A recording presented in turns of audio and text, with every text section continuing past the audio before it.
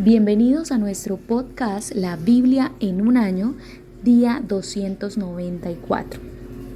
Tiempos duros.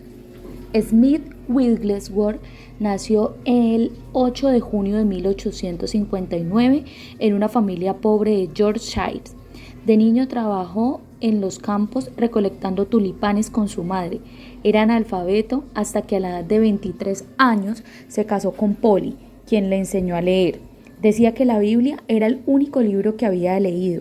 Era fontanero, o sea, plomero de oficio, pero tuvo que abandonarlo a causa de lo ocupado que estaba en un sorprendente ministerio de predicación y sanación.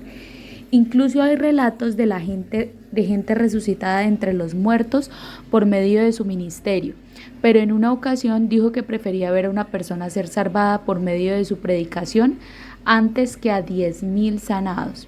La vida no siempre fue fácil para Smith Wigglesworth. Tuvo que pasar por algunos momentos muy duros. Escribió una gran frase que decía: una gran fe es producto de unas grandes luchas.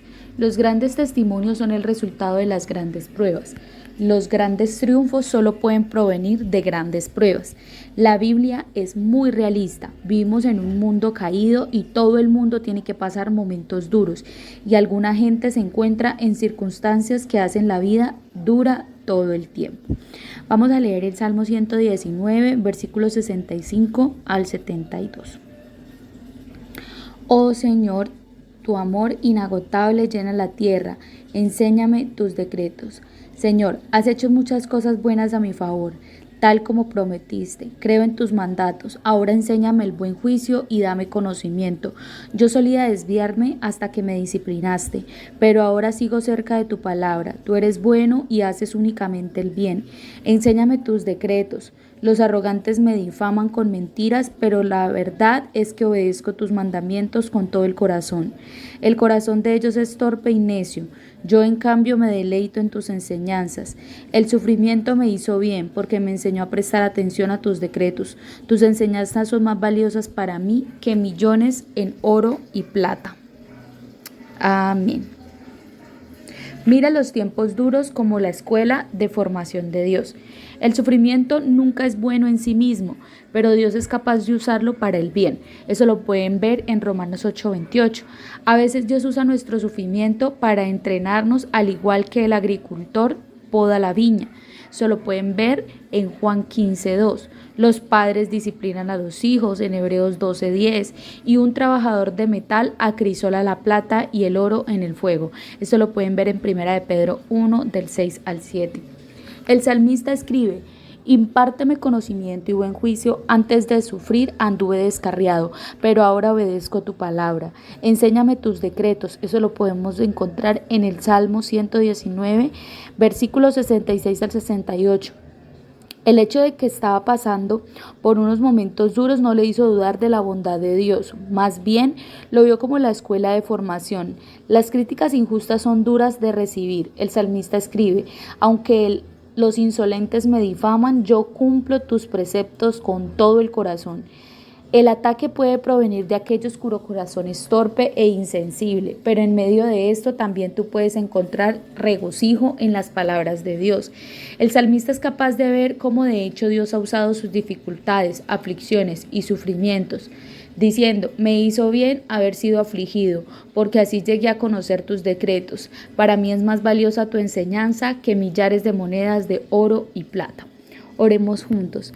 Señor, impárteme buen juicio. Impárteme, Señor, el poder entender tus enseñanzas. Porque cuando miro mi retrospectiva de vida, siempre suelo ver las maneras en las que has usado los tiempos duros. Gracias porque las palabras de tu boca son más preciosas que 1,000,000 de piezas de plata y de oro. Amén. Vamos a leer 1 de Timoteo 5, desde el versículo 1. Consejo sobre las viudas, los ancianos y los esclavos. Nunca le hables con aspereza a un hombre mayor, sino llámale la atención con respeto como lo harías con tu propio padre. Dirígete a los jóvenes como si les hablaras a tus propios hermanos. Trata a las mujeres mayores como lo harías con tu madre y trata a las jóvenes como con tus propias hermanas, con toda pureza. Atiende a toda viuda que no tenga nadie quien la cuide, pero si ella tiene hijos o nietos, la primera responsabilidad de ellos es poner en práctica la sumisión a Dios en su hogar y retribuir a sus padres al cuidado. Esto es algo que le agrada a Dios. Ahora bien, una verdadera viuda, una mujer que realmente está sola en este mundo, es aquella que ha puesto su esperanza en Dios día y noche, ora a Dios pidiéndole su ayuda. Pero la viuda que solamente vive para el placer está espiritualmente muerta en vida. Dale estas instrucciones a la iglesia para que nadie quede expuesto a la crítica. Aquellos que se niegan a cuidar de sus familiares, especialmente los de su propia casa, han negado la fe verdadera y son peores que los incrédulos. Para que una viuda esté en la lista de ayuda, tiene que tener al menos 60 años y haberle sido fiel a su marido. Debe ser alguien que se haya ganado el respeto de todos por el bien que haya hecho, que crió bien a sus hijos, fue amable con los extranjeros y sirvió con humildad a otros creyentes, ha ayudado a los que están en dificultades, ha estado siempre dispuesta a hacer el bien. Las viudas más jóvenes no deberían estar en la lista porque sus deseos físicos podrán más que su devoción a Cristo y querrán volver a casarse. De esta manera serían culpables de romper su promesa anterior. Y si están en la lista, se acostumbrarán a ser perezosas y pasarán todo el tiempo yendo de casa en casa, chismeando, entrometiéndose en la vida de los demás y hablando de lo que no deben. Así que yo aconsejo a estas viudas jóvenes que vuelvan a casarse, que tengan hijos y que cuiden de sus propios hogares. Entonces el enemigo no podrá decir nada en contra de ellas, pues me temo que algunas ya se han descarriado y ahora siguen a Satanás. Si una mujer creyente tiene parientes que son viudas, deben cuidar de ellas y no darle a la iglesia la responsabilidad. Entonces la iglesia podrá atender a las viudas que realmente estén solas. Los ancianos que cumplen bien su función deberán ser respetados y bien remunerados, en particular los que trabajan con esmero, tanto en la predicación como en la enseñanza. Pues la escritura dice, no le pongas bozal al buey para impedirle que coma mientras trilla el grano. Y dice también, los que trabajan merecen recibir su salario. No escuches ninguna acusación contra un anciano a menos que haya 2 o 3 testigos que la confirmen. Los que están en pecado deberían ser reprendidos delante de toda la congregación, lo cual servirá de firme advertencia para los demás. Te ordeno solemnemente que la presencia de Dios y de Cristo Jesús y de los ángeles altísimos que obedezcas estas instrucciones sin tomar partido ni mostrar favoritismo por nadie. Nunca te apresures cuando tengas que nombrar a un líder de la iglesia. No participes en los pecados de los demás, mantente puro. No bebas agua solamente, deberías tomar un poco de vino por el bien de tu estómago, ya que te enfermas muy seguido. Recuerda que los pecados de algunos individuos son evidentes y nos llevan a un juicio inevitable, pero los pecados de otros se revelarán después. De la misma manera, las buenas acciones de algunos son evidentes y las buenas acciones que se hacen en secreto algún día saldrán a la luz. Primera de Timoteo 6, del 1 al 2. Todos los esclavos deberán tener sumo respeto por sus amos para no avergonzar el nombre de Dios y su enseñanza. El hecho de que tengan amos creyentes no es excusa para ser irrespetuosos. Al contrario, esos esclavos deberían servir a sus amos con mucho más esmero porque ese esfuerzo beneficia a otros muy amados creyentes. La falsa enseñanza y la verdadera riqueza. Timoteo enseña estas cosas y anima a todos a que las obedezcan. Amén. Cuida a aquellos que están pasando tiempos duros. La Biblia es un libro muy práctico. Pablo da a Timoteo instrucciones prudentes y prácticas sobre cómo cuidar a aquellos miembros de la congregación que están pasando por momentos duros. Cuida a los ancianos y a los jóvenes. Pablo dice que debemos tratar a aquellos que son mayores que nosotros con respeto y que no mostraríamos a nuestros padres y a aquellos más jóvenes que nosotros como nuestros hermanos y nuestras hermanas. En una ocasión alguien observó que muchos hombres deberían tener este versículo como salvapantallas de su computadora. Trata a las jóvenes como hermanas con toda pureza. Primero, cuida a los más necesitados. La iglesia, por ejemplo, debe proveer a las viudas que no tienen ninguna familia que las apoye. Reconoce debidamente a las viudas que de veras están desamparadas. Aquellas que tienen familia deberían ser sostenidas si ellas están en la posibilidad. Cuida tu familia extensa. Pablo subraya algo que todavía es relevante hoy en día. No solo tenemos el deber de proveer para nuestro cónyuge y los hijos, también debemos proveer para nuestra familia extensa, nuestros padres, nuestros abuelos. Cuida a los líderes. La iglesia también debe proveer para los líderes que dirigen bien los asuntos de la iglesia. El trabajador merece que se le pague su salario. Su posición de responsabilidad significa que no debemos presentar una queja contra ellos a la ligera. No admitas ninguna acusación contra un anciano a no ser de que esté respaldada por 2 o 3 testigos. Pero a la vez, las consecuencias del pecado son mayores para aquellos que están en un puesto de liderazgo. Pablo advierte: te insto a que sigas estas instrucciones en el versículo 21. Cuídate a ti mismo. El mismo Timoteo claramente tenía problemas estomacales y frecuentes enfermedades. Pablo no le reprocha su enfermedad, sino que le da algunos consejos prácticos que pueden sonar extraños a nuestros oídos modernos. No sigas bebiendo solo agua. Toma también un poco de vino a causa de tu mal de estómago y tus frecuentes enfermedades. Cuida el lugar de trabajo. Esta epístola fue escrita en una época en la que los cristianos no estaban en posición de liderar la lucha contra la esclavitud. Era una pequeña minoría en un imperio donde un gran porcentaje de la población eran esclavos. Pablo no está apoyando la esclavitud, sino que está dando consejos prácticos sobre cómo vivir cuando nos encontramos en circunstancias que están lejos de ser las ideales. Cualesquiera que sean las circunstancias en las que te encuentres hoy y por dura que sea la vida, tu preocupación debería ser el nombre de Dios. Oremos juntos. Señor, ayúdanos a cuidar como iglesia de aquellos que están pasando por momentos duros, que seamos una comunidad que cuida a los necesitados, los enfermos y los oprimidos, siguiendo los pasos de Jesús. Amén. Jeremías 43. Jeremías es llevado a Egipto. Cuando Jeremías terminó de dar este mensaje del Señor, su Dios, a todo su pueblo, Azarías, hijo de Osaías, y Johanán, hijo de Carea,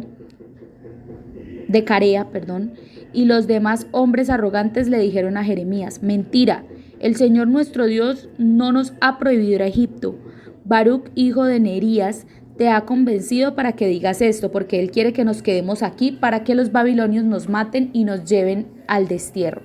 Entonces Johanán, los demás líderes militares y todo el pueblo se negaron a obedecer la orden del Señor de permanecer en Judá.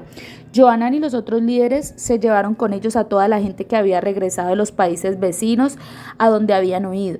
En la multitud habían hombres, mujeres y niños, las hijas del rey y todos los que Nabuzaradán, capitán de la guardia, había dejado con Gedalías. El profeta Jeremías y Baruc también fueron incluidos. El pueblo rehusó obedecer la voz del Señor y se fue a Egipto hasta la ciudad de Tafnes.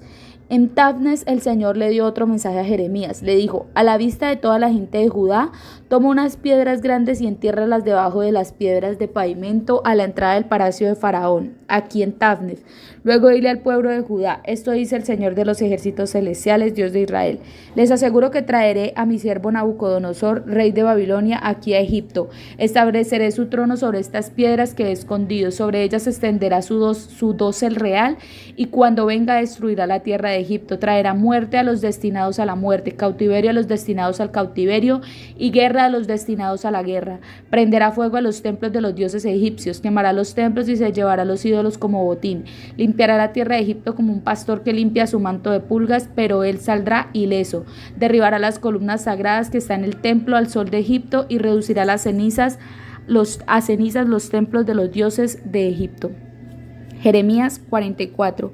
Castigo por idolatría. Este es el mensaje que recibió Jeremías con relación a los judíos que vivían en el norte de Egipto, en las ciudades de Migdol, Tafnes y Memphis, y también en el sur de Egipto.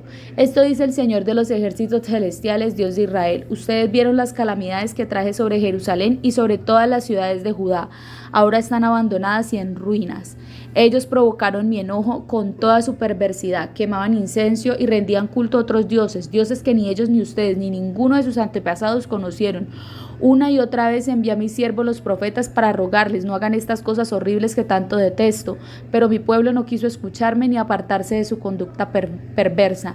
Siguieron quemando incienso a sus dioses, por eso mi furia se desbordó y cayó como fuego sobre las ciudades de Judá y en las calles de Jerusalén, hasta que hoy son unas ruinas asoladas. Ahora el Señor Dios de los ejércitos celestiales, Dios de Israel, les pregunta: ¿por qué se destruyen ustedes mismos? Pues ninguno de ustedes sobrevivirá, ningún hombre, mujer o niño de entre ustedes que haya venido aquí desde Judá, ni siquiera los bebés que llevan en brazos. ¿Por qué provocaron mi enojo quemando incienso a ídolos que ustedes han hecho aquí en Egipto? Lo único que lograrán es destruirse y hacerse a sí mismo objeto de maldición y burla para todas las naciones de la tierra.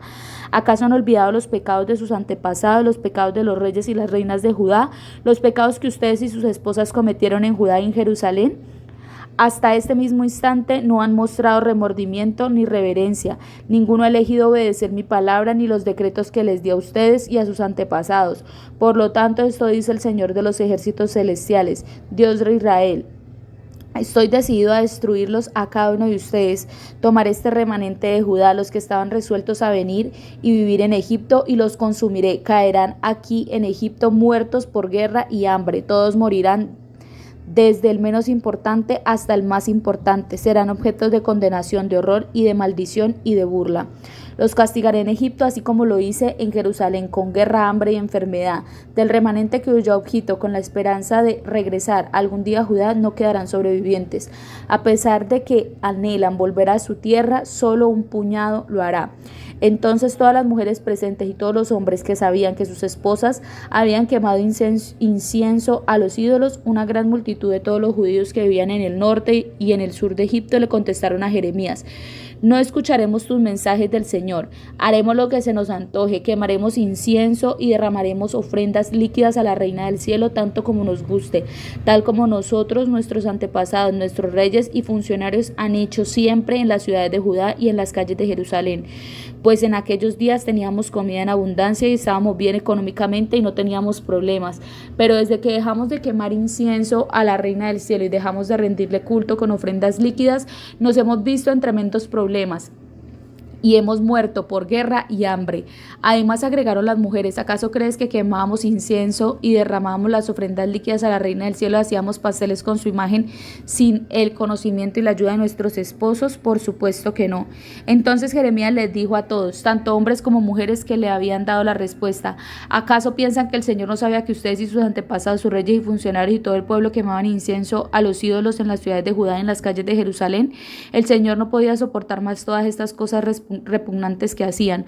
Por eso convirtió la tierra de ustedes en objeto de maldición, una ruina desolada y sin habitantes, como sucede hasta hoy. A ustedes les ocurrieron todas estas cosas horribles porque quemaron incienso a los ídolos y pecaron contra el Señor. Se negaron a obedecerlo y no han seguido las instrucciones, sus decretos ni sus leyes. Luego Jeremías les dijo a todos, incluidas las mujeres: escuchen este mensaje del Señor, todos ustedes, ciudadanos de Judá que viven en Egipto. Esto dice el Señor de los ejércitos celestiales, Dios de Israel: ustedes y sus esposas han dicho, guardaremos nuestras promesas de quemar incienso y derramar ofrendas líquidas a la Reina del Cielo, y por sus hechos han demostrado que hablaban en serio, así que vayan y cumplan sus promesas y votos a ella. Sin embargo, escuchen este mensaje del Señor, todos ustedes los judíos que ahora viven en Egipto. He jurado por mi gran nombre, dice el Señor, que mi nombre ya no será pronunciado por ningún judío en la tierra de Egipto. Ninguno de ustedes podrá invocar mi nombre sin usar el siguiente juramento: tan cierto como el Señor soberano vive, pues los vigilaré para traerles desastre y no bien. Todos los de Judá que ahora viven en Egipto sufrirán guerra y hasta hambre, hasta que todos mueran. Solo un pequeño número escapará de morir y regresará a Judá desde Egipto. Entonces todos los que vinieron a Egipto sabrán cuáles palabras son verdad, las mías o las de ellos. Esta es la prueba que les doy, dice el Señor, de que se cumplirán todas mis amenazas y de que aquí en esta tierra los castigaré. Esto dice el Señor: yo entregaré al faraón Ofra, rey de Egipto, en manos de sus enemigos, quienes desean su muerte, así como entregué al rey Sedequías de Judá en manos de Nabucodonosor de Babilonia. Jeremías 45, mensaje para Baruc. El profeta Jeremías le dio un mensaje a Baruc, hijo de Nerías, en el 4º año del reinado de Joacim, hijo de Josías. Después que Baruc escribió todo lo que Jeremías había dictado, le dijo: Baruc, esto dice el Señor, Dios de Israel, tú has dicho: estoy repleto de dificultades, no he sufrido ya lo suficiente y ahora el Señor ha añadido más, estoy agotado de tanto gemir y no encuentro descanso. Baruc, esto dice el Señor: destruiré esta nación que construí, arrancaré lo que planté. Buscas grandes cosas para ti mismo, no lo hagas. Yo traeré un desastre sobre todo este pueblo, pero a ti te daré una vida como recompensa donde quiera que vayas. Yo, el Señor, he hablado. Gloria a Dios por esta palabra. Permanece fiel a Dios en tiempos duros. La Madre Teresa dijo: yo no oro por tener éxito, sino por ser fiel. En este punto de su ministerio, Jeremías probablemente tenía alrededor de 60 años. Había sido profeta durante 47 años y durante ese tiempo había visto a Jerusalén reducida a ruinas. Había anunciado con fidelidad la palabra de Dios, pero su mensaje había sido ignorado constantemente y rechazado por aquellos a quienes había sido enviado. También había sufrido mucho a causa de la oposición y la desobediencia de ellos. Todo esto tuvo que ser muy decepcionante y desalentador para Jeremías. Incluso después de todo lo ocurrido y aunque sus antiguas profecías se habían cumplido, el pueblo todavía se rehusaba a escucharlo. Jeremías le estaba diciendo todo lo que el Señor su Dios le había recomendado decirles.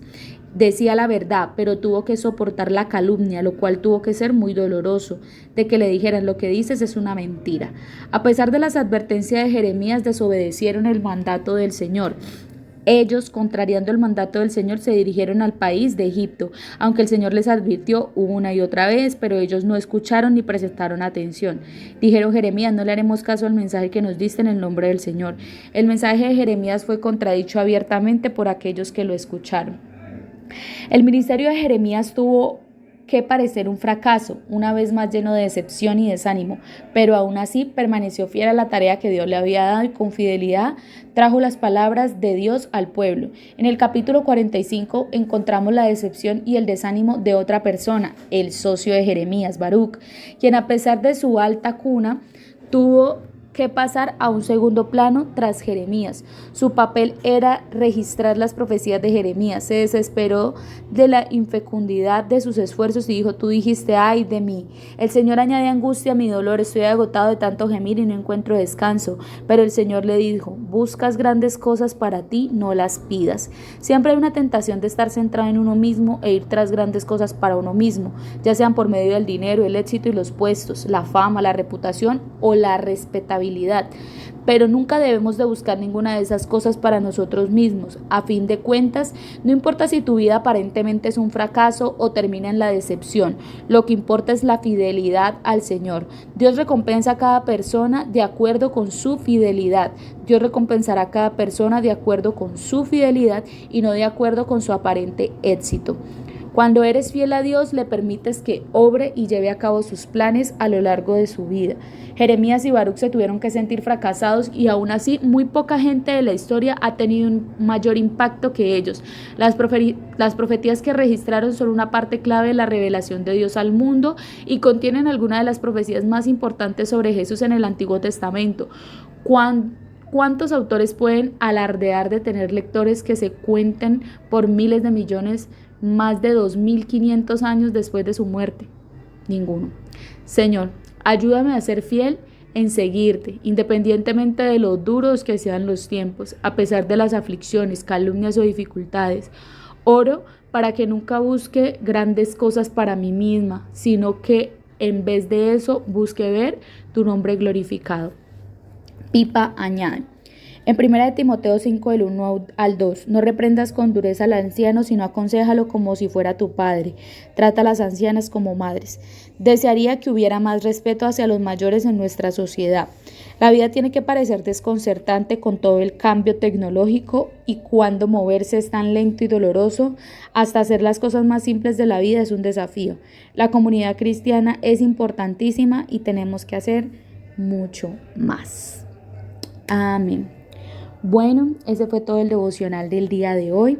Recuerden que este devocional fue escrito por el pastor Nicky Gumbel de la iglesia HTB en Londres y la voz que le dio vida a este podcast es la de Surizada de González. Muchas gracias.